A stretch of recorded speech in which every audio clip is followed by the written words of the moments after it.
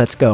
Supreme court ఇచ్చిన సంచలన తీర్పు మీకు తెలుసా? భారతదేశంలో పరస్పర అంగీకారంతో ఇద్దరు అడల్ట్స్ చేసే సెక్స్ వర్క్ నేరం కాదు అని సుప్రీంకోర్టు స్పష్టం చేసింది. ఇండియాలో వ్యభిచారం లీగల్ కాదు, కానీ వ్యభిచార ఊబిలో ఇరుక్కుపోయిన వారిని ఇతర పౌరుల మాదిరిగానే గౌరవం, గోప్యత మరియు ఆర్టికల్ 21 ప్రకారం చట్టపరమైన రక్షణ పొందే హక్కులు ఉన్నాయని కోర్టు పేర్కొంది. అయితే ఇంకొక ఇంపార్టెంట్ విషయం ఏంటంటే మానవ అక్రమ రవాణా, ట్రాఫికింగ్, బలవంతంగా వ్యభిచారంలోకి నెట్టడం, దళారీతనం, వ్యభిచారం, గృహాల నిర్వహణ, అలాగే మైనర్లకు ఇందులో భాగం చేయడం పూర్తిగా చట్టవిరుద్ధం.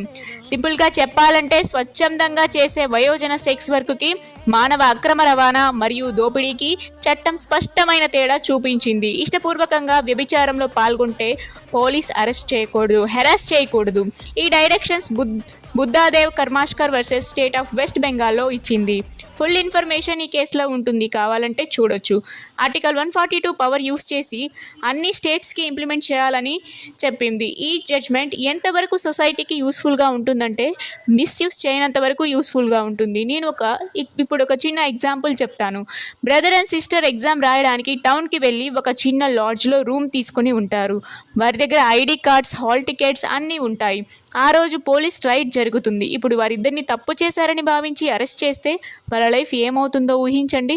ఇలాంటివి మరెన్నో సంఘటనల నుండి ఈ జడ్జ్మెంట్ రిలీఫ్ ఇస్తుంది, ఎంతోమంది అమాయకుల లైఫ్ని కాపాడుతుంది. అయితే ఇప్పుడున్న యూత్ ఈ జడ్జ్మెంట్ని అర్థం చేసుకొని మిస్యూజ్ చేయకుండా ఉంటారని భావిస్తున్నాను.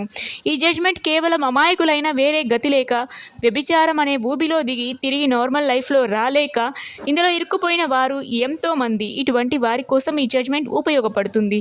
ఈ జడ్జ్మెంట్ యొక్క ఉద్దేశం 18 years తర్వాత వేశ్యగా మారొచ్చని మాత్రం కాదు. ఈ జడ్జ్మెంట్ గురించి మీ అభిప్రాయం నాతో పంచుకోవాలంటే కామెంట్ బాక్స్లో మీ అభిప్రాయాన్ని కామెంట్ చేయండి. ఈ వీడియో మీకు ఇన్ఫర్మేటివ్గా అనిపిస్తే లైక్ చేయండి, షేర్ చేయండి, సబ్స్క్రైబ్ చేయండి మా ఛానల్ని.